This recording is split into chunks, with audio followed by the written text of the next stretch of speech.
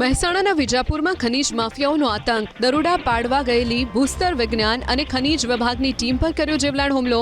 Royalty inspector Prakashbhai Rathod અને તેમની team વિજાપુરના Dhanpur ગામે રેતીની ચોરીની બાતમી મળતા દરોડો પાડવા માટે પહોંચ્યા હતા। તપાસ દરમિયાન એક લોડર અને ડમ્પર દ્વારા ગેરકાયદેસર ખનન થતું ઝડપાયું હતું। જેવી ટીમે કાર્યવાહી શરૂ કરી માફિયાઓએ સ્કોર્પિયો અને થાર જેવી ગાડીઓથી ટીમને ઘેરી લીધી। ઇન્સ્પેક્ટર દિલીપ પ્રભારીને લોડર નીચે કચડી નાખવાનો પ્રયાસ પણ કરાયો। ટીમ પર છરા, લાકડીઓ અને પથ્થરો વડે હિંસક હુમલો કર્યો હોવાની ફરિયાદ નોંધાઈ। સરકારી બોડી વોર્ન કેમેરા અને 1.5 તોલાની સોનાની ચેઇનની લૂંટ ચલાવી હોવાનો આરોપ લાગ્યો।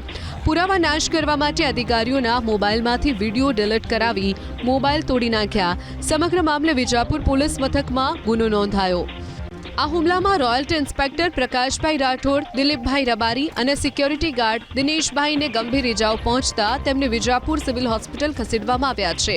હાલમાં વિજાપુર પોલીસે બીએનએસ અને અન્ય કલમો હેઠળ ગુનો નોંધી તપાસના ચક્રો ગતિમાન કર્યા છે। આ કેસમાં 25 થી 30 અજાણ્યા શખ્સો સામે ગુનો દાખલ કરી તપાસનો ધમધમાટ શરૂ કરાયો।